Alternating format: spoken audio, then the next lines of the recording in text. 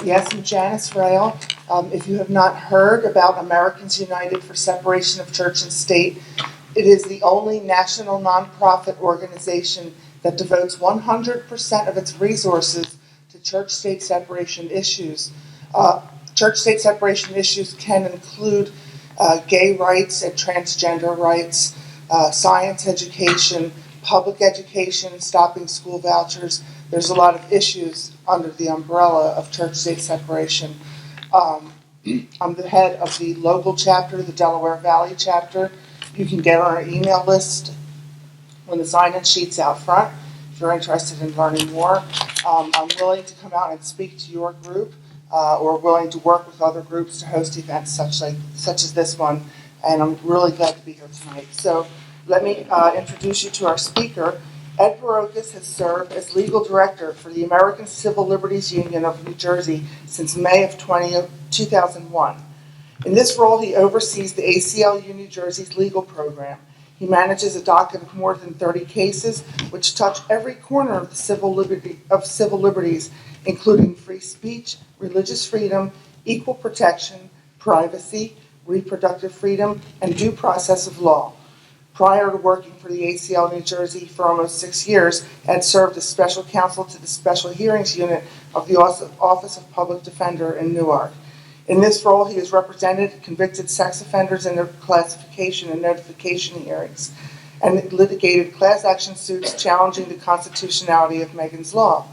He managed the unit's largest office covering 6 New Jersey counties. He has also taught a course at Rutgers Law School which presented 4 areas of constitutional law in the context of Megan's Law: due process, privacy, cruel and unusual punishment, and ex post facto double jeopardy punishment. I've known Ed for a very long time. He has been working with Americans United for as long as I have been around. He has come out and spoken before at one of DVAU's events when we were fighting Camden. We were fighting vouchers. We had an event in Camden. A big panel discussion, and Ed was, gracious enough to come out and stand up to the pro-voucher lobby. So it's very nice to have him back tonight, and please welcome Ed Barocas. Thank you to Delaware Valley's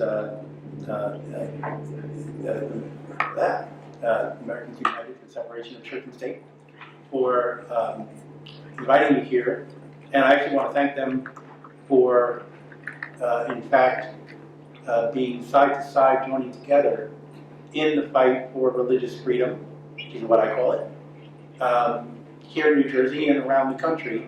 Americans United has, we've been side by side in fighting a lot of the fights here in New Jersey and around the country for religious freedom. Some fights are simple. Here in New Jersey, we have over 500 municipalities. We have over 600 school districts, which is a lot of opportunity for mistakes, for some interesting decisions by government officials.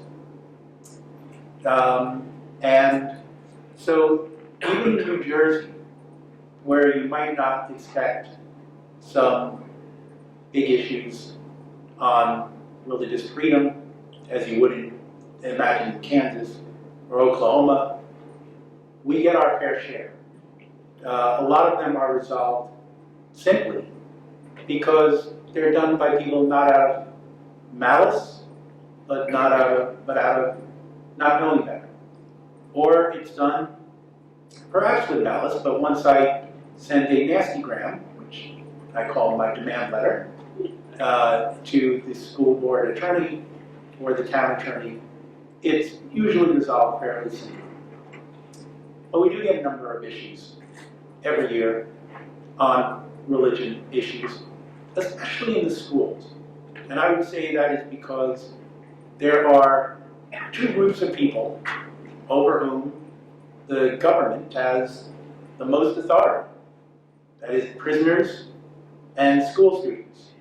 School students who would say they're like prisoners. But those are the 2 groups. So we see it all the time.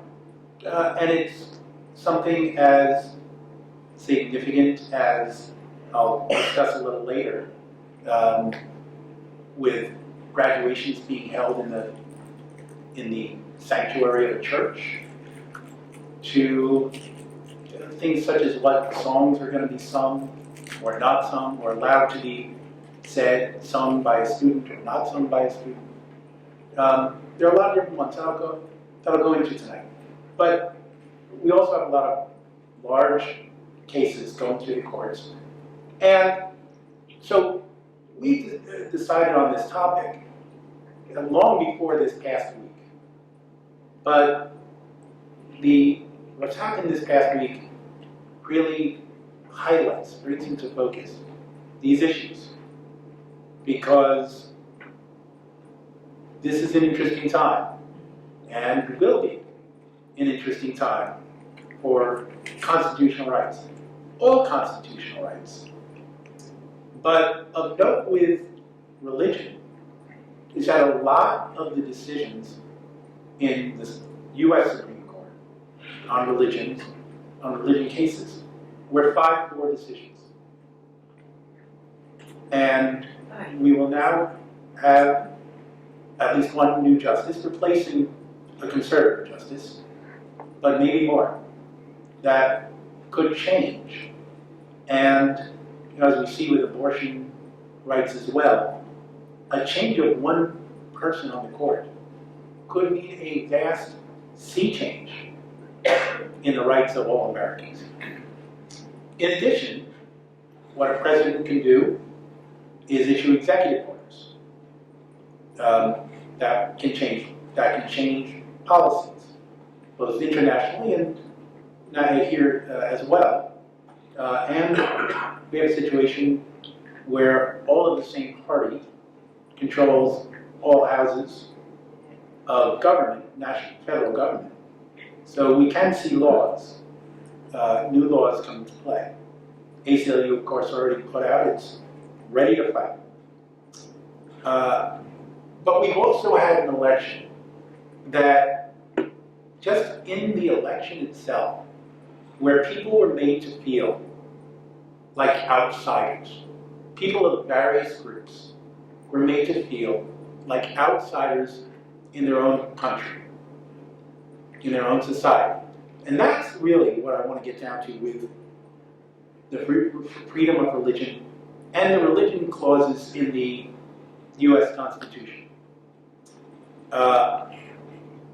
Because the religion clauses, the free exercise clause and the establishment clause, are really about protecting people from being outsiders in their own country. It protects from having your right to have your own beliefs and to act on your own beliefs, stymied by the government, inhibited by the government. But it also protects from having the government come in and coerce you or coerce your children in a way by pushing their view over yours. And again, it comes into play a lot with school children, because they are the ones that are easily swayed. And as I say when I do a speech to students, I say, look, the government doesn't have the right to tell you what you must think. That's your parents' job. They can at least try. When I speak to parents, they say, yeah, right. Like that works. But it's the idea of government shouldn't be making it harder for you. They shouldn't be making it easier for you. They should stay out of it. I learned in law school that our Constitution creates a situation where we can fulfill the will of the majority with protections for minorities. The will of the majority is simple, to see where it lies. It lies in we elect congresspeople. We elect the president to give us our laws and to carry out our laws. The protection for the minority comes in the Bill of Rights. Those rights which cannot be taken away, no matter who is in charge. But the courts are really what protect our rights. Because they're the ones that decide the narrowness or breadth of the Bill of Rights. So how the court interprets the Bill of Rights will determine how much protection we have to make determinations regarding religion for ourselves and our children without undue influence from the government. Now, we've forever been struggling with seemingly conflicting concepts that, on the one hand, as we see in the Declaration of Independence, our founding fathers were religious people who believed in a creator that endowed us with rights. But on the other hand, our founding fathers believed, as Thomas Jefferson, who wrote the Declaration of Independence, put it, of a wall of separation between church and state. Now, I don't see that as a conflict. The founding fathers, some of them, had strong religious beliefs, so strong that they wished to ensure that the government could not force them to believe otherwise if their views were not that of the majority. They had the right to think freely that the Creator may have given them, which should be protected by ensuring that government doesn't take sides. In other words, not to politicize religion. James Madison explained it, that the purpose of the religious freedom clauses was, quote, to keep forever from these shores the ceaseless strife that has soaked the soil of Europe in blood for centuries. Now, our religious battles have not been bloodless. Well, have been mostly bloodless. But we've had culture wars on issues currently about standing for the anthem, about baking cakes for a same-sex wedding, about abortion, etc. They play out in our town halls, in the Capitol, and in our courtrooms. So I'm going to discuss some freedom of religion issues, mostly cases, that have been raised recently, or that are coming to the fore right now. And I won't necessarily have the answers. The answers will lie with the courts. And as I said, one change in a justice can change everything. So some themes to think about as I do this. One theme is that there are real people. There are real people impacted.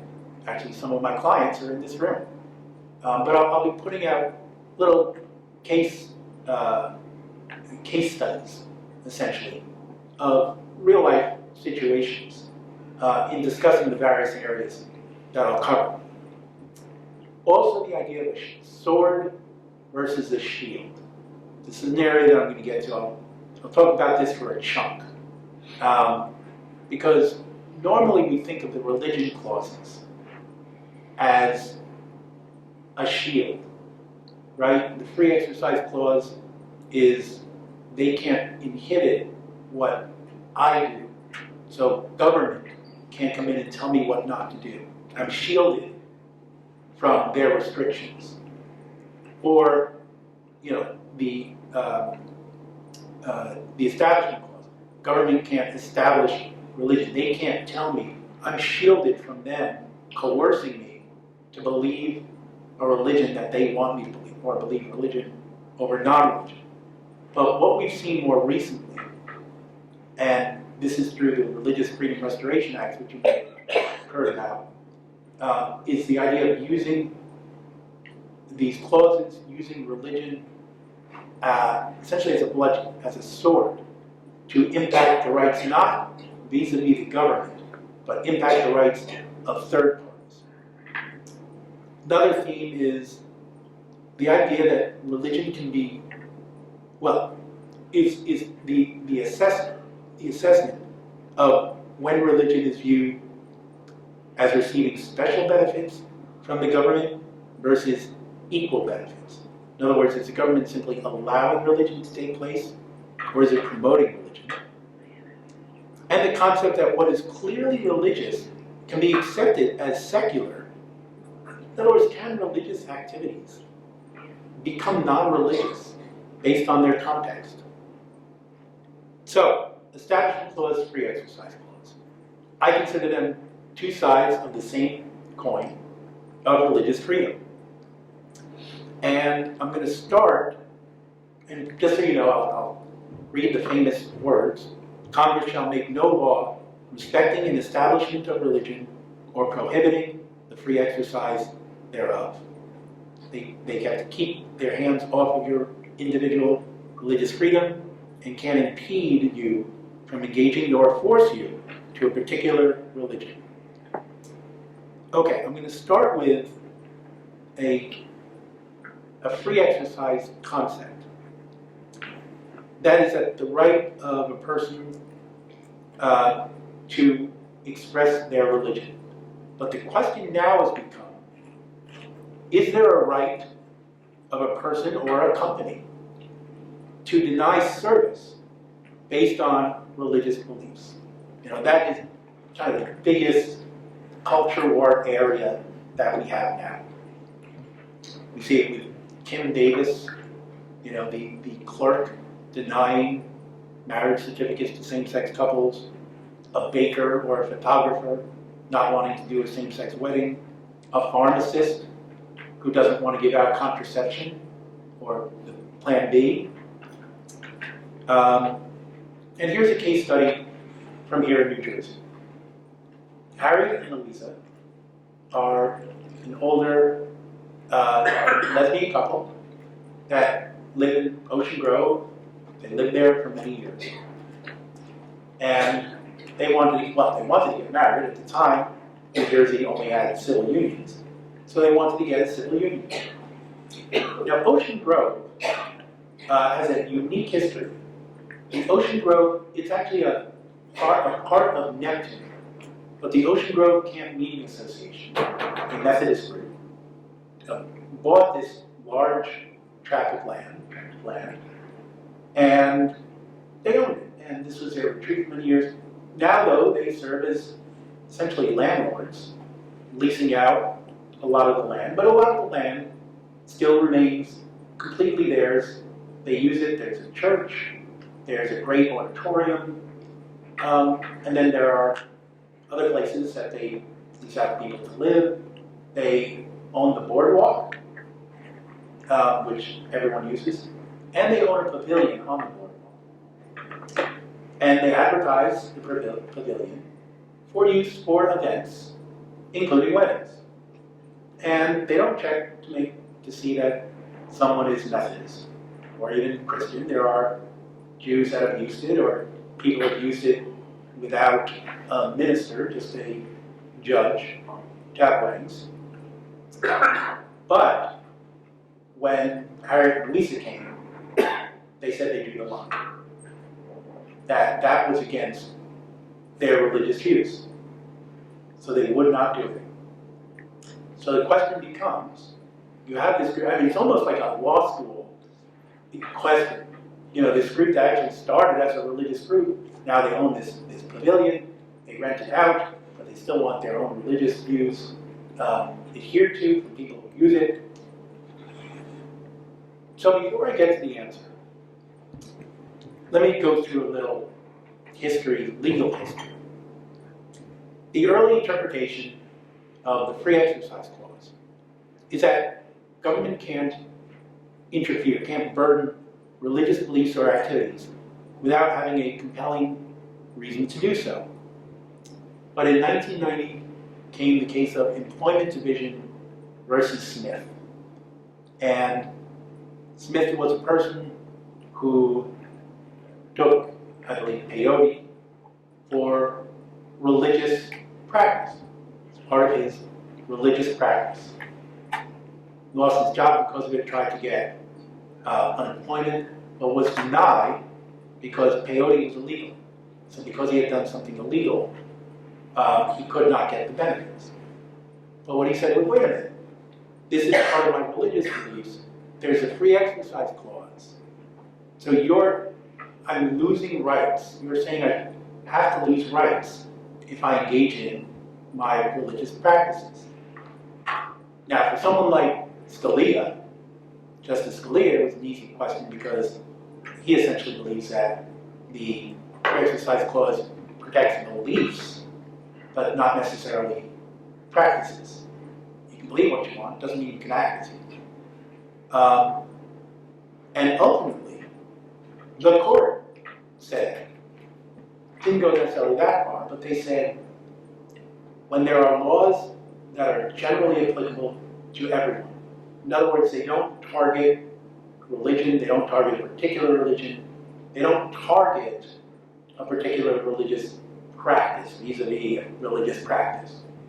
It's a general rule of applicability. And as long as it's a generally applied law, you don't have that heightened scrutiny that would normally apply when the free exercise clause is in play. That really restricted what the free exercise clause meant. And Congress didn't like that. A lot of people didn't like that. Because it restricts rights that are in the Bill of Rights.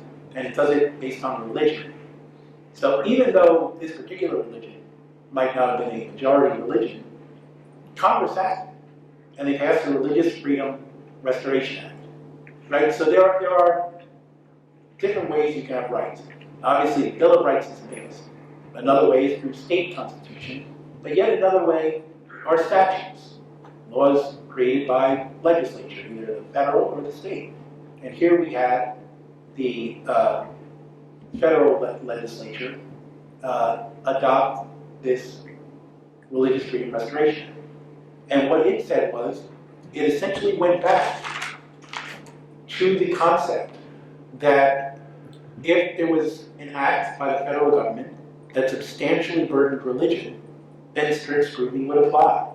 And the government could not act to do so unless it had a compelling interest and it did its action in the least restrictive way. So it went back to that idea. Where this now has recently come into play is Obamacare, is the Affordable Care Act. And the case of Hobby Lobby, Burwell versus Hobby Lobby, went up in 2014 to the U.S. Supreme Court. And this was about whether this business could be exempt from providing contraception and other particular healthcare that Hobby Lobby's owners disagreed with to its employees. So again, the idea, in a way, it's a shield from Obamacare, a shield from that law, but it's also a sword because it's protecting rights against, it's by having this accommodation for it would mean infringing on the rights of third parties. And what the court said, this was a 5-4 vote. And it said that, kind of brought over the idea from Citizens United that corporations are people. Well, here they said that if you're a closely held corporation, so not a big stock trading corporation, but a closely held corporation, family-owned corporation, for example, that you can have religious rights, at least under the Religious Freedom Restoration Act. You can have rights like a person. So it held that. So then it looked and said, okay, now you're burdening the Hobby Lobby by forcing them to be involved in healthcare that they disagree with based on religious values. And there's a compelling reason, though, to have it, to give people healthcare. But is it the least restrictive way of doing it, which is forcing them to do it? And the court said 5-4. They said, no, there's a less restrictive way. Obamacare already allowed an out for, churches and for religious organizations, which is they can simply send a letter to the government or to the insurance company, basically saying we opt out. For this particular thing, we opt out, and the insurance company will have to cover it. So they said, see, there's a less restrictive way. Okay. Except then, the case of Little Sisters of the Poor versus Sebelius went up there. And that one was challenging that opt-out. In other words, the court said in Hobby Lobby, well, there's a less restrictive way you can do the opt-out. And then they said, oh, well, let's decide whether the opt-out is even legitimate. And we don't know, because the court basically sent the case back to the lower court, the appellate level, to say, try to work this out. There are other ways you can do this, so try to work it out. So this is an issue that's still out there. But now let's go back to Harriet and Louisa. New Jersey does not have a religious freedom restoration. A lot of states do. And that's why you hear in a lot of states about the baker who doesn't want to bake the cake for a same-sex wedding, or the photographer who doesn't want to do it, or a pharmacist who doesn't want to give out Plan B. We don't have a Religious Freedom Restoration Act in New Jersey. We do have a law against discrimination, which says you can't discriminate, and that's when we sued on Harriet and Louisa's behalf. That's what we sued on. But there are exceptions under the law, New Jersey's law against discrimination. By the way, our law against discrimination is the strongest in the nation. It's great, it's very strong, and it protects, not only race, religion, ethnicity, gender, but also sexual orientation, gender identity. It is very broad, very strong. But it does rightly have exemptions. So if you're a private association, you can discriminate. In other words, if you are a club that your members run, and that you decide who's a member, well, you can discriminate. But if you're a place of public accommodation, if you're a business, then you can't, and you're not exempt. The question was Ocean Grove a religious organization, private association, or was it a business? Now here, we got a little lucky. I won't say that. I think it is clearly a business because it advertises like a business. It charges money, and it doesn't, for example, if it limited itself to use of the pavilion for Methodists, or even for Christians, there might have been a better argument. But they didn't do that. They advertised it broadly, like a company would do. And they had a tax exemption from the state government for the environmental use of the boardwalk, including the pavilion. So essentially you have the state giving them a special benefit. And when that happens, you can't have a special benefit from the government to groups that discriminate. So that became even easier to decide on Harriet and Louisa's behalf. Of course, what's the unintended consequence? The ultimate result was Harriet and Louisa won, but they still didn't have their wedding at the pavilion. Why? Because now Ocean Grove simply said, okay, so if we have weddings there, then we have to allow same-sex weddings. We're just not going to allow any weddings there. So that's where we're at now. Now, I do think it's different for Kim Davis. Kim Davis is a government clerk who, did not want to give the same-sex marriage certificates. Well, she's a government official. So we're not talking about statutes, that regulate, how you and I interact. We're talking about constitutional rights against government officials. So that really does get involved with equal protection, religious freedom, and the like, right to privacy, the right to choose, who you marry. So if there was any burden placed on that, the Kim Davis should and did lose. Well, should lose. Okay, so that's one area. Let me just. Sorry, not a lot of light here, so I'm trying to do this well. The second question is, or second theme is, who's doing the endorsing? Who's speaking? And one case that I love Is it the government speaking or is it the individual? One case I love is Awesome God. Awesome God, great case. It was a fourth grader in Frenchtown, New Jersey. And in Frenchtown, they have Frenchtown Elementary Idol, which is like American Idol. But they, have kids put on a show. It's not during school, it's an after-school event. Kids can do it, they don't have to do it. They want to come in, it's up to them. There are no real rules about what you can do. You can do a song. Someone did something from Macbeth.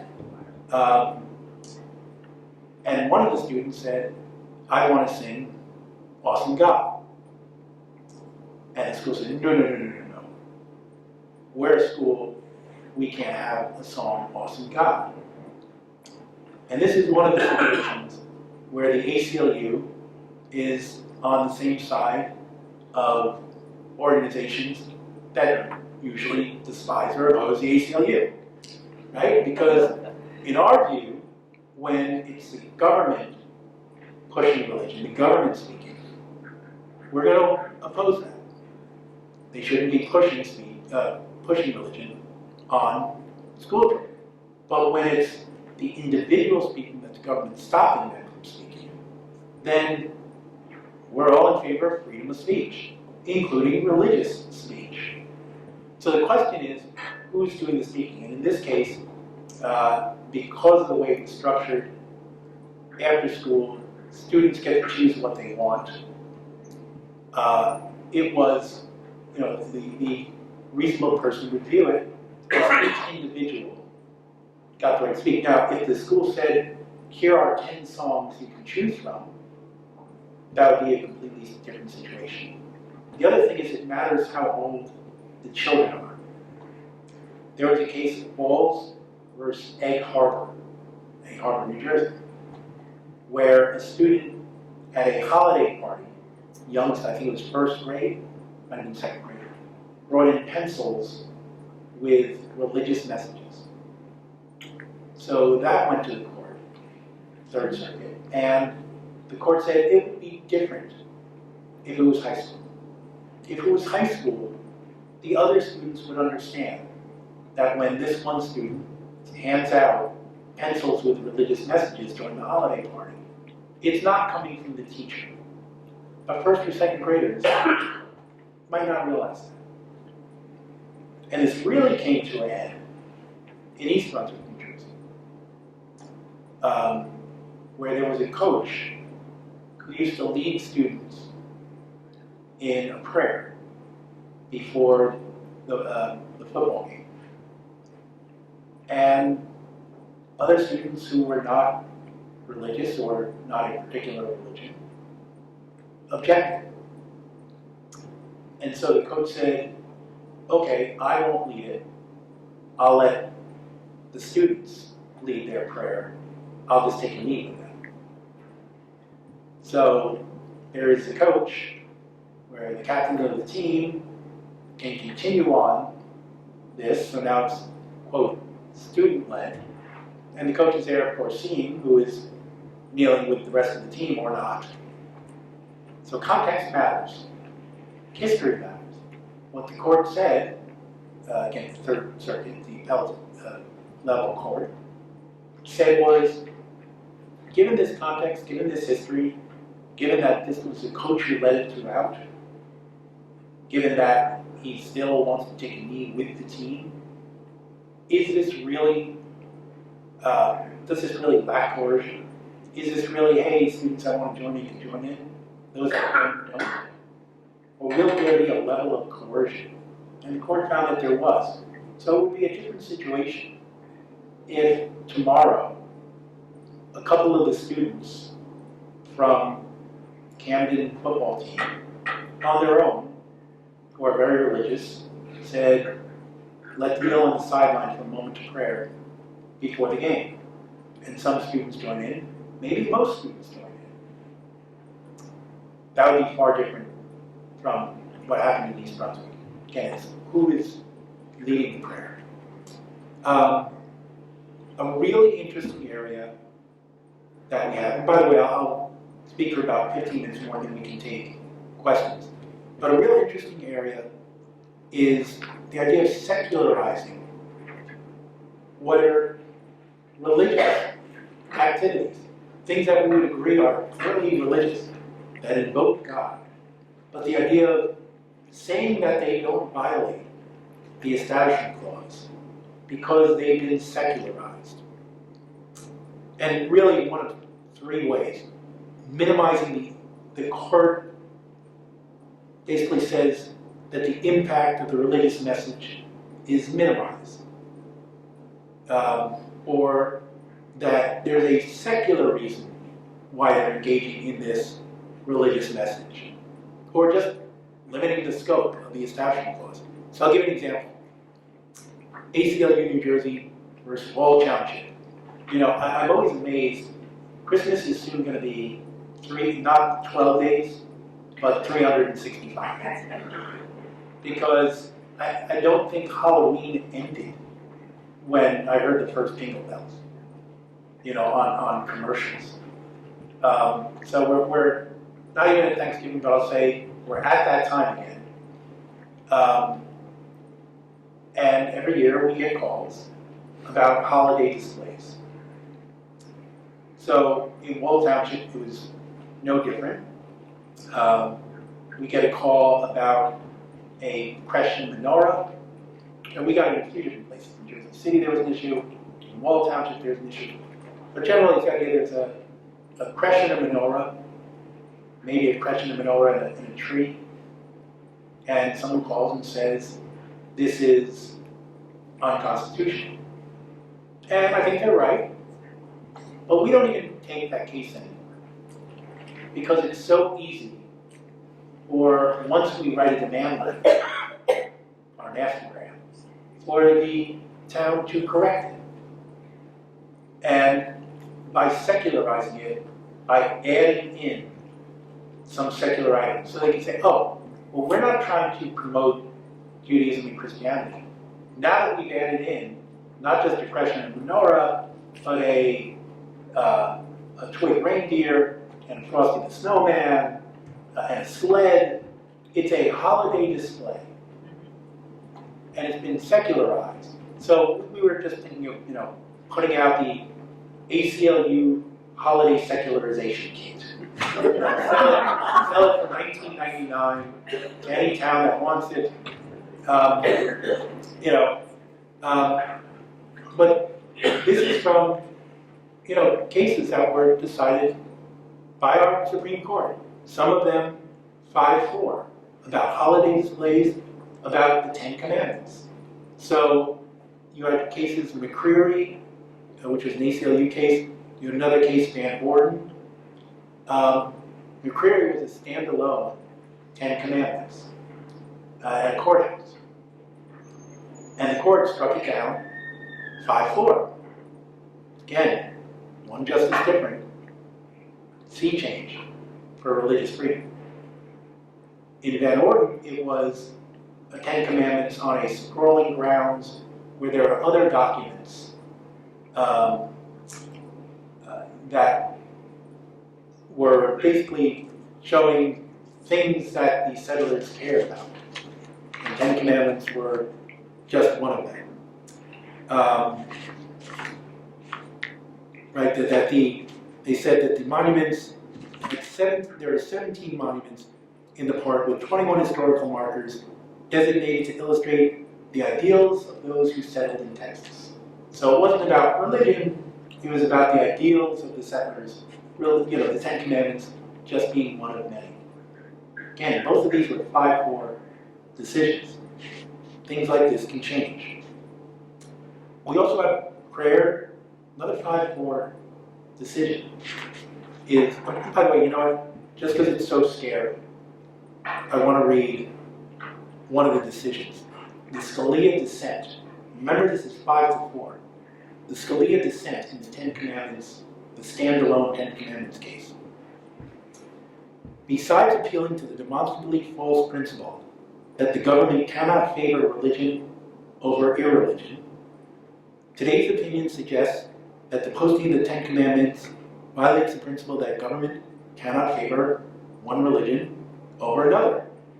That is indeed a valid principle where public aid or assistance to religion is concerned, or where free exercise of religion is at issue, but it necessarily applies only in a more limited sense to public acknowledgement of the Creator. That was a dissent. This was a 5-4 decision. The idea that unless you're talking about public money or the like, that the Establishment Clause might not apply to religion over non-religion, or even one religion over another in expressions. And when we're talking about expressions, another expression is prayer. Prayer at meetings. You know, we had Lynchburg Stone many years ago, we approved the prayer at Congress, at legislative bodies, because of history. The idea that this is historically done.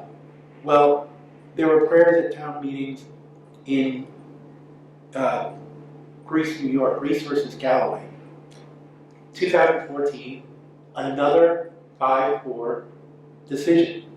Justice Kennedy being the 5th vote, where he stated the town of Greece does not violate the First Amendment by opening its meetings with prayer that comports with our tradition and that does not coerce participation by non-adherents.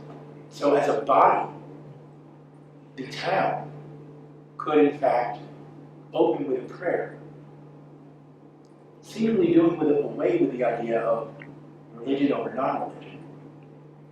It seems to be endorsing religion if you have a prayer. And because they only selected people that were from the ministers that were from their town, you might only have one sect that is being selected every single meeting. In New Jersey, we had a situation, I believe it was Point Pleasant Beach, where the town opened with the Lord's Prayer. Now that we challenged and we got struck down. But the question was, what was it replaced with? Because the law is so muddled. Now, one way it can be replaced is each individual member gets the right to say whatever they want. Whether it's, let's be thankful for the Girl Scouts, or, God is my light, and the individuals is the individual statement. It's different when it comes as a body. So that's another issue we were involved in that is still ongoing. I do want to say the dissent in the Greece case.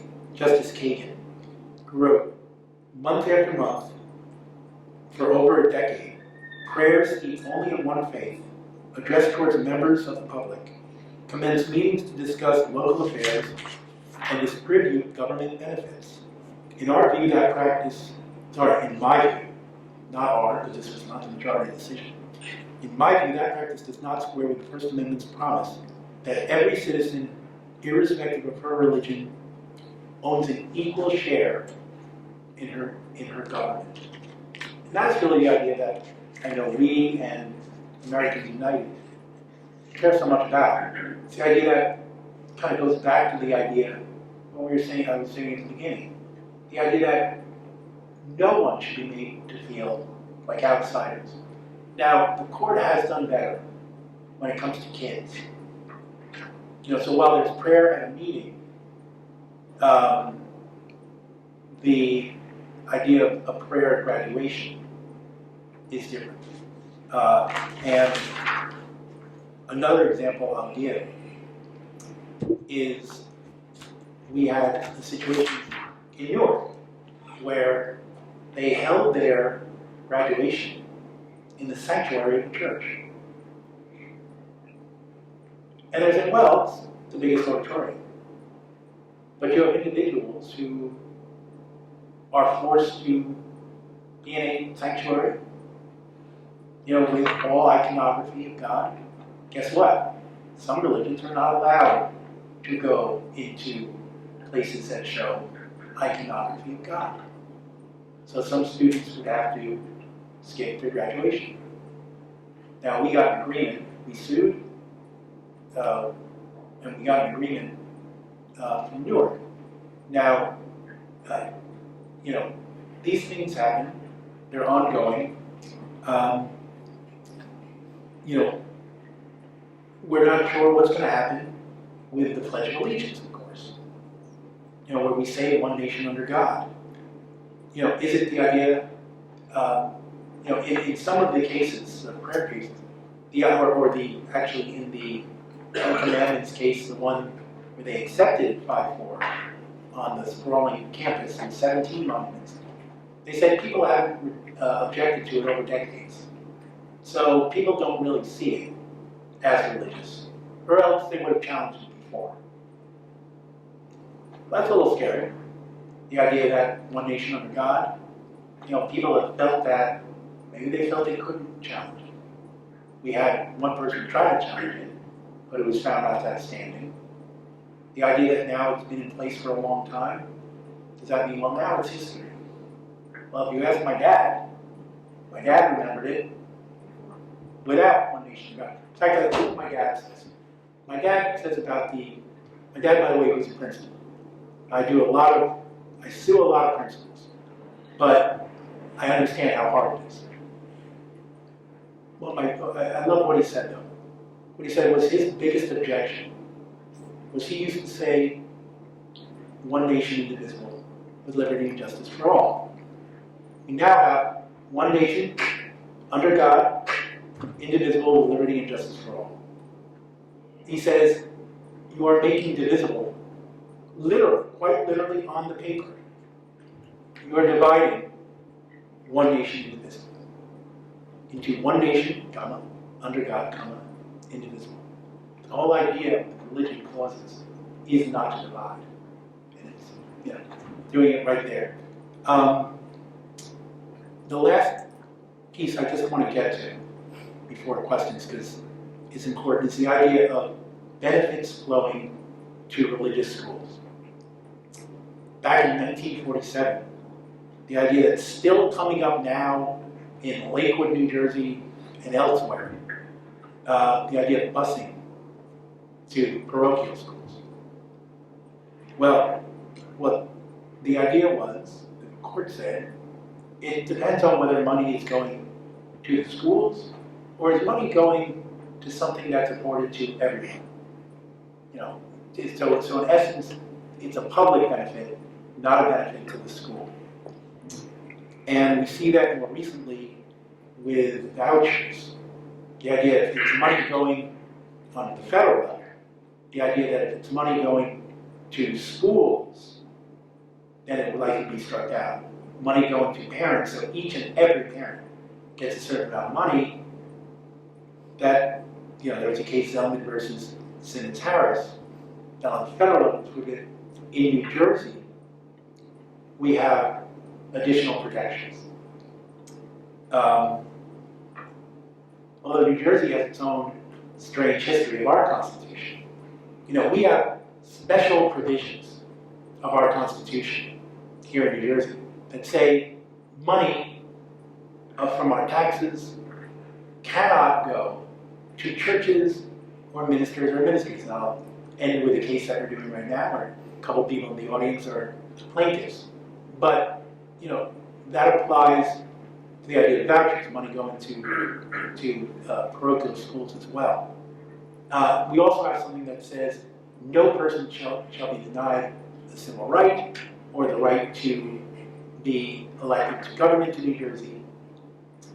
No person shall be denied. Of course, that's what it says now. What it actually said back in the 1700s, 1776, our first Constitution, said no person of the Protestant sect shall be denied civil rights or denied the right to be elected into government. And it starts with, our Constitution starts with the idea of Almighty God giving us these rights we hereby say you have the right not to believe in Almighty God. But so money going to private schools is something that, big case now that we have together, the ACLU and Americans United. And it's the idea of what happens when you have a neutral, arguably neutral, grant policy. Here in New Jersey, we had this building our schools bond issue. We had millions of dollars that could go to colleges to build, and 57 million, I think, would go to private colleges. Well, 10 million of that 57 million went to Bet Mesrash Gavoa Yeshiva. In Lake, another 500,000 went to Princeton Theological Seminary. And what we said, our organization said, was, wait a minute, that's not right. It violates the federal Establishment Clause, because although sometimes money from neutral programs can flow to religious colleges or colleges that are run by religious groups, the money cannot go to actually aiding the religion. It can't go to any sort of religious practice or training. And so one argument here was it violates the federal Establishment Clause, because here, this money is built in. All the yeshiva and the seminary do, all they do is religious. If you build a building, there's no such thing as a non-religious classroom at a place that teaches everything from its own religious point of view. Again, we also have in New Jersey a special protection against any of our tax money going to a church or a minister or ministry. So in East Brunswick years ago, this resulted in the fact that while nonprofits were given special rates, where they could, I forget what, a special rate of free to use the elementary schools, the churches, although they were nonprofits, had to reimburse the actual cost of keeping the place open and janitorial services, because otherwise money is coming from the taxpayer and going to the church. So even though it was a neutral program for nonprofits, our Constitution protects more. It protects more than that. It protects money, any of our tax money, from going to churches. So the other question was, is this a church or a ministry? We argued this is a ministry. This case is now the state. We wanted the appellate division. The state is now trying to take it to the New Jersey Supreme Court, arguing that the yeshiva and seminary are not ministries. And their argument is, well, what they're teaching are higher education classes, which they're allowed to teach under the New Jersey educational mandates. They're allowed to teach them. And the students, there's only one program where they become ministers. That's for 5% of the students. The other 95% just get an overall education in the Talmud, at the yeshiva, or in learning about Jesus Christ at the seminary. Our argument is, number one, the ministry, yes, both at the seminary and the yeshiva, you have people being trained to become ministers. There's not much more of a ministry than ministers training ministry students to become ministers. In addition, the ministry is not so much the students. The ministry are the teachers. The teachers are teaching these classes from a specific religious point of view, and they're trying to pass that on. So our position is, and this is how we raised a lot of claims what we want under what we call a religious aid clause or the ministry clause, the no money for maintenance of a ministry clause. That's how we won in the appellate division. So that might go up. You might hear within the next few months. I know I get questions from Gloria every month or so. I see Penny is here. We have a couple of our clients here who stood up and said, I want to oppose this. The good thing in New Jersey is, unlike in federal court, it's easier to bring a lawsuit. Like in federal court, you have to really show that you are harmed personally by something going on.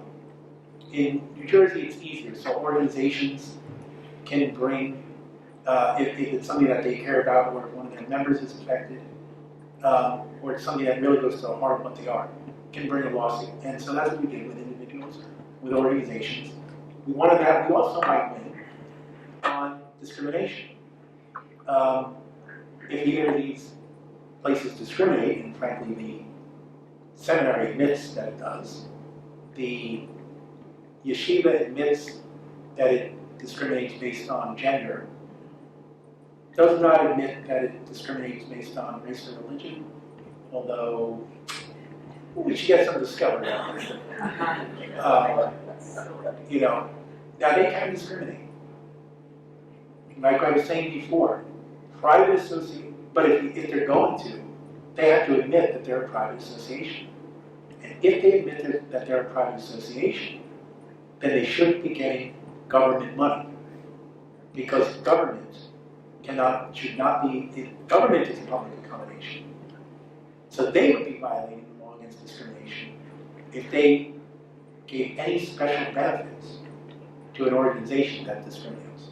So what I would say is pay close attention to what's going on, to who's being nominated for the Supreme Court, but also what's happening locally.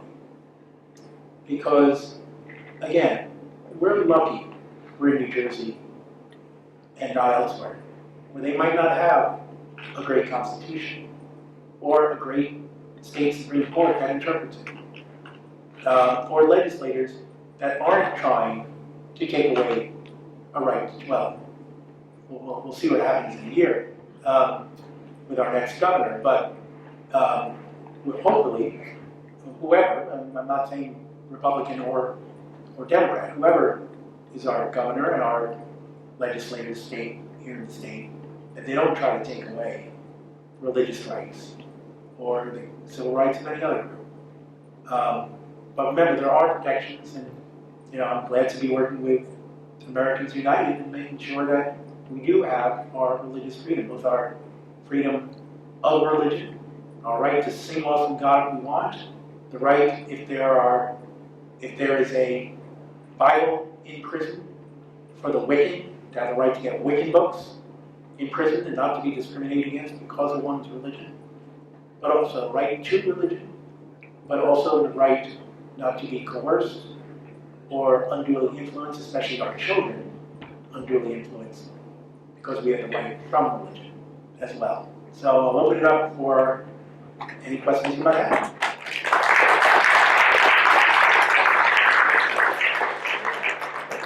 Yeah, and I have a question related to public school districts. That, as you know, in New Jersey and other states, that frequently spring breaks are geared to Easter Passover. In some instances, they're even they mention religious holidays in the calendar, the school calendar. Or there are instances where religious holidays, the school closes. My question is, from a constitutional point of view, is this legal, and is it something that the ACLU gets involved in? So it's a good question, and it's a little complicated, but I will say, this came up with the Sunday blue laws, for example. The idea of closing on a particular day. And someone challenged it who was Jewish and wanted to be open on Sunday instead of Saturday. And, basically it's accepted that if you are doing something because there will be the largest number of students affected or out that day, um, that is a valid reason. Now that said, intent plays a part in establishing clause evaluations. So let's say, for example, that the principal says, I want us to be off, I don't want to use Christmas or Easter, but another one. I want us to be off that day because I want our students to go to church, all students, and they are overtly trying to do it for a religious purpose. That will be viewed differently. And in fact, we've had that happen here with a moment of silence back in 1980, let's say around 82, somewhere around there. It's early 80s. They tried to have in New Jersey basically a prayer, and they got stymied on that, the legislature. So instead, they say moment of silence, but it was clear in the way it was written and the history and context of it. So in a way, it's a little like the coach, leading the team. Based on the context of it, it was clear that the purpose, that the intent of the moments of silence was for students to engage in prayer. And the court said, because of that intent behind it, they invalidated it. It's different. Let's say 30 years later, the town or the state says, you know what? We want a moment of silence at the beginning of every day. Things have been crazy, things are hectic. Kids have so much stimuli that we literally want silence for 1 minute. And people can do a silent prayer themselves. They can do yoga. They can just sit there with their eyes closed, whatever. And they show that there's no intent. Then the question is, what's the effect of it? Is the effect to endorse religion or not? I think in that situation it would be different. So intent does play something into it. That said, there are reasons that can be found, to do something based on valid, what are considered valid reasons. But the problem is, as becomes obvious, then you do have a majority, being the tipping point and making it harder for those not the majority. So, there's a way to counteract that. For example, we have a calendar in New Jersey, Department of Education, of excused religious absences. And there are a lot of excused religious absences. But I don't remember the count. I have to say, I've been at the ACLU for 15 years, and when I meet people from around the state, oh, where are you from? Oh, we're from Thailand. Oh, yeah, I see your town with the kid who got caught with, always happens. But I don't remember what town it was, but there was some town that would not give students excused absences for particular wicked holidays. Their parents give a letter saying, this is my holiday. I'm taking my child out for this day from school, and it wasn't accepted. So we went to the Department of Ed, and we said, you better accept it, you better change this, and let the districts know that this needs to be changed, or we will sue you. And the wicked holidays got put on the calendar. So, there still is that level. You can do things based on secular concerns, but you have to make sure not to discriminate in other ways. My particular interest, of course, is the Jewish holidays. Having been a victim for 13 years of new material being taught on my holiday, and tests being given on my holiday. And when I returned to school afterwards, I didn't know what they were talking about, and the test was harder. So my understanding is now, with the schools being closed on the Jewish holidays, there's nothing to do with religious practice. It's practical. There are so many teachers and so many students in certain areas, so it makes no sense unless you close the school. And there's recently been, I think it was Cinnaminson, decided after so many years that this year the schools were not closed on the Jewish holiday. So I guess you'll never be out of a job, because it seems no matter what happens, it repeats itself over and over and over again with a different point of view or a different slant or a different issue, but it's still the same issue. You're absolutely right. We have the same, in New Jersey, we have over 600 school districts, so the same issue pops up a lot. I get the issue with the Pledge of Allegiance, a few times every year, where we have a law on the books in New Jersey that you have to stand for the Pledge of Allegiance. Now, the court, way back in 1954 or 57, West Virginia versus Barnett, said you can't force people to, to speak against their will. So you can't make them stand up and say the Pledge of Allegiance.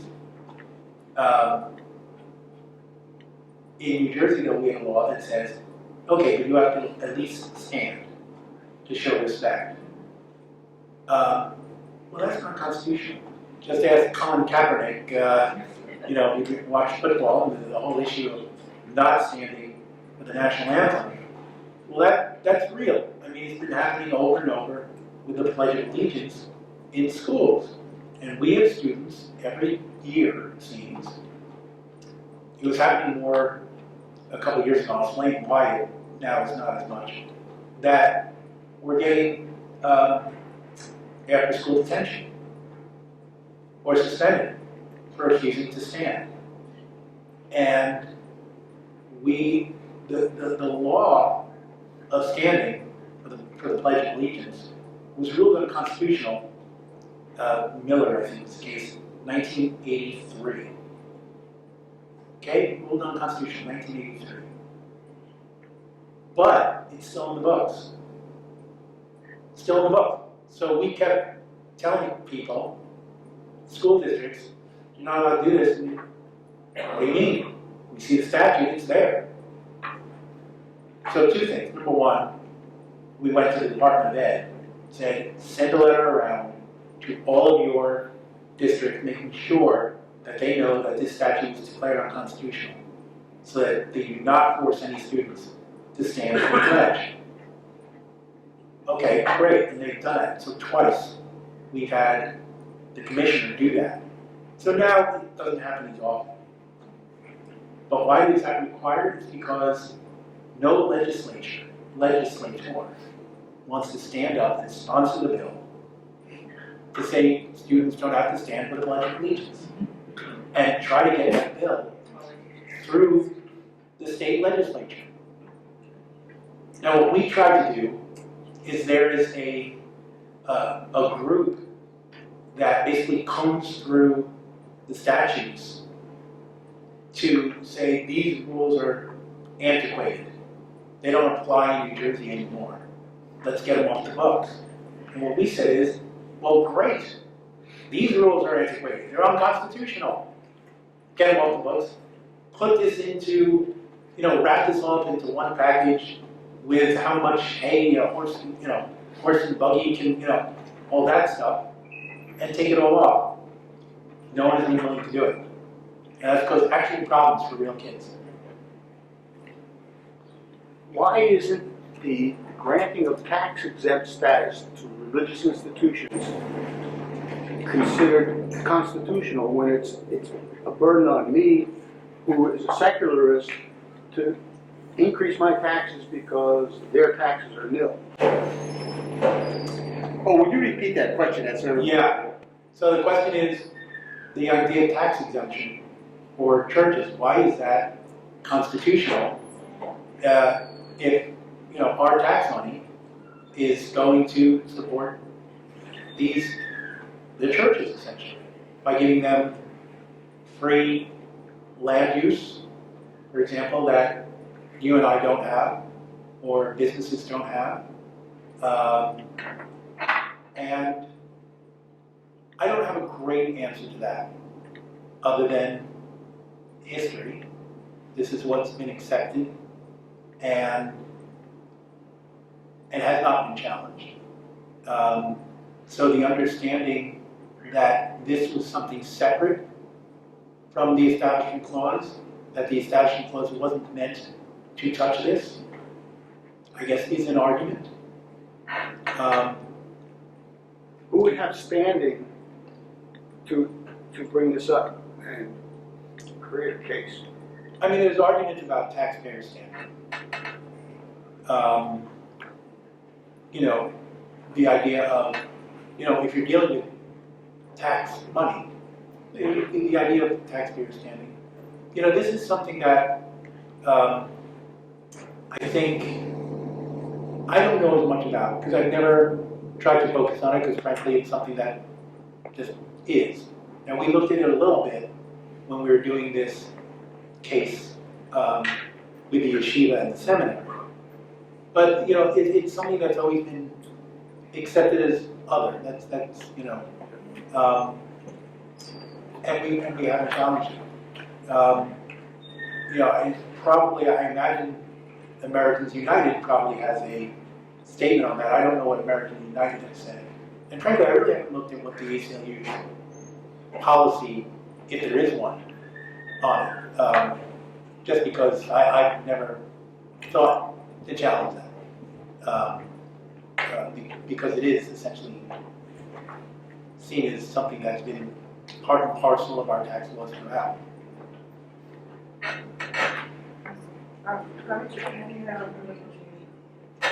What state has the most progressive view on Most progressive. most progressive view on separation of church and state? So what state is the most progressive view on separation of church and state? The answer is I don't know. You know, I know New Jersey obviously extremely well. So I'll just speak to New Jersey. What I can say about New Jersey is we have gone further than the federal Constitution. For example, the case I mentioned about, you know, about the group using schools, that what the court actually said was, because we have a restriction against taxpayer dollars going affirmatively to schools, I think there's a difference, by the way, when you talk about tax exemption, there's a difference between tax exemption versus money being given over and above, you know, actually granting money. But there, if you're giving a free ride to churches, that money has to be repaid. You know, when it was at the school, it's janitorial services. Here in our case, it's the grant of money to build. You know, our Constitution does go further. But also, there was a decision, Martha versus Wernick was the name of the case, where the court said, we don't have an establishment clause in New Jersey's Constitution. We have a no preference clause. Our clause says that the government shall not have a preference, shall not establish a preference for one sect over another. What the court said was, that means two things. One thing it means is, it's literally less broad than the federal Constitution, because it doesn't cover religion versus non-religion. At least it doesn't cover it any more than the federal Constitution does. But when it comes to one sect over another sect, because the languages shall establish no preference for one sect over another, what the court said in a footnote was, there may be the time where the federal court does not protect individual rights here, where New Jersey goes further. But up till now, New Jersey said, we've never had the need to go there.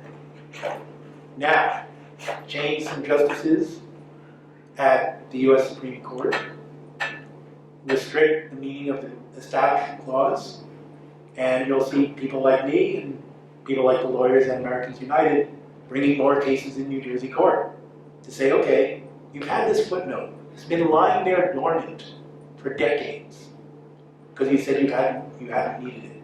Now you might. So again, I can't speak to other states. I don't know.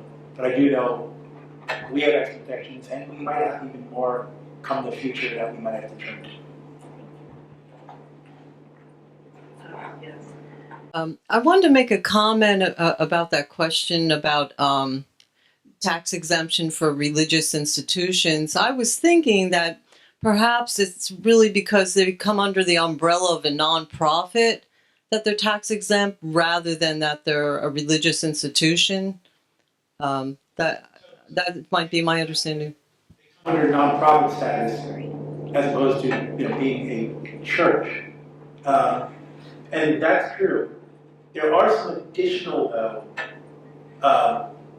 rights or protections or benefits, I'll say, to churches that don't exist for all to other nonprofits. In fact, one of the ways we wanted to show that the yeshiva is a truly religious group is that it doesn't have to file a particular form that all other nonprofits have to file except for religious groups. So our point is if they don't file that, how can they say they're not a truly, thoroughly religious entity? I have a question about churches being involved in the political process. It has become very common for candidates to appear in churches, and I'm curious as to how that might relate to their nonprofit status. So it is about candidates going to churches and how that affects the nonprofit status. I think there are two ways of the street. One way are people who are candidates coming in. The other way is the minister facilitating his church members to support a particular candidate. I think you can invite people to come in to your association. Does it reflect endorsement? Maybe, maybe not. And I'm not exactly sure what the IRS rules are there. The IRS rules, I know, are more clear the idea of endorsing one candidate over another. Sometimes things are done as individuals, but when things are done as a church, there are restrictions on nonprofit status. There are all sorts of restrictions. I mean, there are restrictions on what the ACLU can do, how much we can lobby and still maintain 501c3 status, this 501c4 status. It's complicated, but those rules, are there for a reason. I don't know enough about the IRS laws to know when it crosses the line. I know there's a lot of discussion of issues where you clearly know which candidate the person's talking about. They seem to get away with. We haven't seen the IRS really say, we're going to dig in here and let's see what this means. And until they do, I don't know that we know. I happened to go online today to register my local humanist group as a legal 501c3, and it was just odd that I happened to notice when I was doing the filing fee that it was there are several different nonprofits. It was $75 for me to file, but $5 for religious group. I know it's a small fee, but to me it seems a little odd, and I was wondering if you could explain that. You was really interested in this IRS. Look. Yeah, if you repeat the question. Oh, okay, so you filed for a organization, 501c3, and it's a more expensive application than if you filed as a religious group. And I don't know what the answer is, to be honest. But you said you filed as a humanist group, Yes, the Wellspring County Humanist. and that is like I know that's interesting. Religious is a religious group, is what it says, so I'm not sure if that falls under that umbrella. I'm sorry, you said the humanist group is a religious. Well, no, it said religious group or nonprofit. I don't believe that the humanist group falls under the umbrella of religion. I'm not sure because I know the Ethical Cultural Society, for example, has the same rights and protections and status as churches, so I'm not sure. Well, maybe as your first job with your new group can be fighting that disparity in the status, and, and that could be your first work with your new group. I want to thank everyone for coming out tonight to hear Ed Barocas. Let's give him a big round of applause for everything he taught us tonight. I thank him for coming all the way down from North Jersey to be with us in South Jersey. Thank you all for coming tonight. And remember to sign up for emails from Delaware Valley Americans United. Our email sign-up sheet is at the front table. And take some literature and some new copies of Church and State magazine.